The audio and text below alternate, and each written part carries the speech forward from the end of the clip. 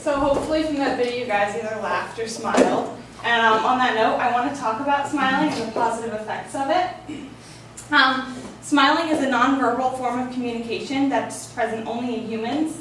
And hopefully by understanding how individuals are affected by receiving and giving smiles, we can generate our own happiness and touch other people with happiness.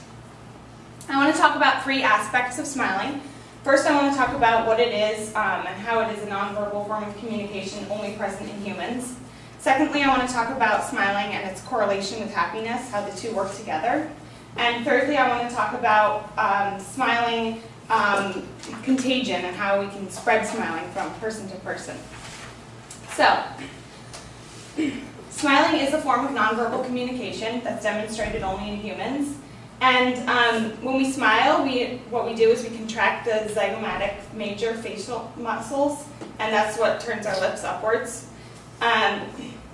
While animals do this, you can see like in facial expression, that animals' faces, they do turn upward and it looks as though they're smiling. They actually are not, because it's not a form of communication, it's just a physical representation of it. Humans use it to interact with each other, and it shows either a form of reacting to humor or a form we use or a way we interact in conversation to show like agreement or that we recognize something in a positive light. Babies were observed in the womb to be smiling. There's some photos taken of them, and it's typically before birth and directly after birth. Babies smile just to show contentment, that they're not hungry, that they're pretty much just content. According to Carla Lai, a researcher from the Department of Dynamic and Clinical Psychology, University of Rome, a few months after birth, babies start to react to humor and to conversation-like aspects of conversation, and they smile in response to funny things, as opposed to just smiling when they're contented. So, smiling and happiness do have a direct correlation with one another.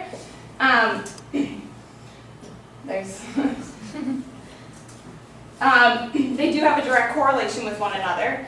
And children are known to be much happier than adults, studies have shown, and they smile 400 times a day, which is a great deal more than adults smile. According to Ron Gutman, who is the founder and CEO of Health Tap, smiling stimulates an area of our brain which is directly associated with happiness. So when we smile, we kind of are generating happiness. And this stimulation is equal to finding out that you've won $25,000. So just by smiling, your brain is stimulated the same amount of happiness as if you found out you won that amount of money. So that speaks a lot for smiling. According to Andreas Henenlotter, a researcher at the Neurological Clinic in Munich, Germany, by merely imitating a smile in social context, we can actually make ourselves happier. So not just smiling out of like pure delight. When we're actually confronted with someone else smiling, we'll smile as well, and that mimicry will create happiness through our mimic smile. And that kind of lends itself to smiling contagion. When we are confronted by a smile, if we fake a smile, it will stimulate a portion of the brain associated with smiling and happiness. I know, I found that picture kind of humorous. So smiling contagion. When we're presented with a smile, when we're speaking with someone, our way to determine what the smile means is by mimicking it. And it's almost physically impossible to not smile back. According to Peter R. Cannon, a researcher from the University of Plymouth and Bangor in England, that's how we interpret smiles. And by recognizing that this is how we interpret smiles, this kind of lends itself to smiling contagion. Because if we look back to the correlation between smiling and happiness, when we mimic a smile, even a fake smile, it makes us happier. So when we're presented with someone else smiling and we mimic that smile, we become happier ourselves because it stimulates happiness within us. And then we're more likely to smile more often.